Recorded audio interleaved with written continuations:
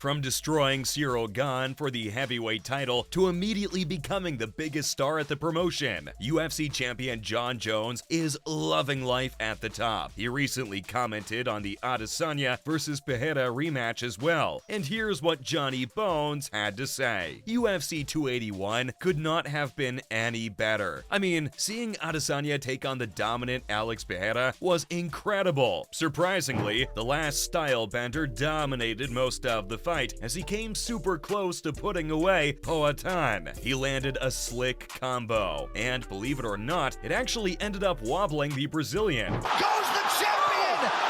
Pereira trying to close the circle! And do it! Had there been a few more seconds on the clock, I'm 100% sure Izzy would have still been the champion. But lucky for Alex, he was saved by the bell, and later went on to land some brutal punches to get the TKO victory, making him the new middleweight champion of the promotion. If you ask me, I think Izzy had it in the bag. If Pereira failed to land that sequence at the end, it would have been impossible for him to make an impact on the judges' scorecards. But either way, this marks the third time Alex has put away the Nigerian. He did it twice back during their kickboxing days, and the third time was at the UFC. Heavyweight champion Jon Jones believes no matter what Izzy does, he'll never be able to beat the Brazilian. And it's not because Adesanya isn't a good fighter or something. It's simply because Pereira has the former champion's number. But what does that even mean? Well, look at it this way. Alex pretty much has Izzy figured out. It's like when you're playing a game and you've beaten a level so many times that it becomes automatic after a while. Plus, Alex has some major advantages over the Nigerian. Having someone's number is one thing, but I think Jones was trying to say something else here. Have you seen how huge Pereira is? I mean, I thought Izzy was tall and powerful, but I'm truly blown away after watching Alex. The dude's massive. That jab's money.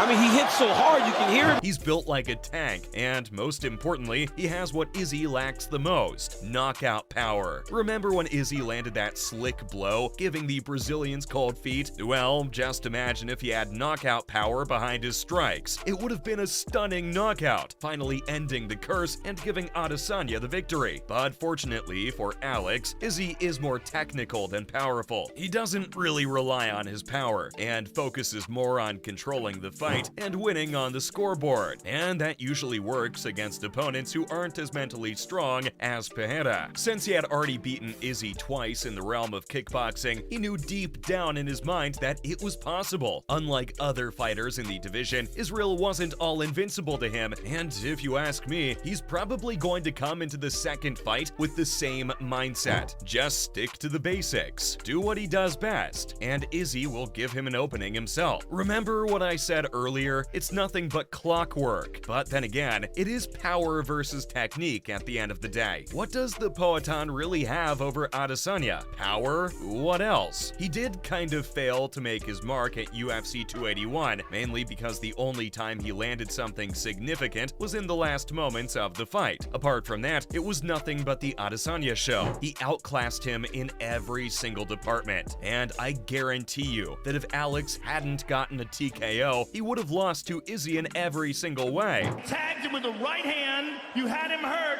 and then you got him up against the octagon and landed this left hook. And from there, he was in deep, deep trouble. So, yeah, at the end of the day, it's power versus technique. The Brazilian has the firepower to secure a knockout if his opponent fails to keep him at bay. And Adesanya? Well, let's just say he has everything except power. And even though a win is a win, I still think Izzy was the better fighter that night. And the only reason Jones is saying all that is because they have history. Oh, and in case you didn't know, this isn't the first time Johnny Bones has talked about the Nigerian. There was even a possibility of both these guys fighting in the light heavyweight division, but it never happened. Ever since then, Jon has been rather critical of the former champion, so maybe it has something to do with that, because I don't see any major flaws in Izzy's game. I think he fought brilliantly that night, and if he had been a bit more cautious going into the fifth, he would have ended the curse that night. But when you think about it, should Izzy really be going in for an immediate rematch? Even Adesanya's coach is against the idea of an immediate rematch. And if I'm talking about the fans, I don't really think this is a fight they want to see. I mean, he's already 3 down. Winning once won't exactly balance the scores, right? He'll technically still be 2 down if he manages to win. Plus, I feel like this fight is extremely unfair to the rest of the division. What about Whitaker, who's been pushing really hard for a shot at the title? And since he's failed to win it back from the last style bender every single time, a change at the top is exactly what he needed. He needed to fight someone new for the title, and with the belt wrapped around Pereira's waist, I actually think Bobby Knuckles has a much better chance than Adesanya. As harsh as that may sound, I think Robert is designed to defeat Alex.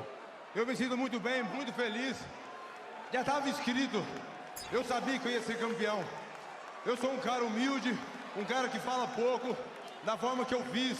Algumas pessoas não gostaram. Whereas Izzy will slip every single time, despite being inches away from victory. It's what I said earlier. In a battle of power versus technique, the latter will always lead. But the fighter with power only needs one good connection, and it's game over. And that's exactly how things played out at UFC 281. Regardless of Izzy's technical superiority inside the cage, all Alex needed was a single punch to push him off balance and secure the fight. On the other hand, this isn't really about the title anymore. I'm not sure if you've heard the interviews, but it's like fight fans are watching a whole new fighter. He's been reborn after that loss, and it's possible we might just see a more aggressive Adesanya enter the cage. He said it's no longer about the belt or all that. It's pure revenge now. But here's the interesting bit. Since Adesanya is no longer concerned with the title, all the pressure is on Alex now. Not only is he fighting an arch nemesis, but he's also defending the middleweight title for the first time ever.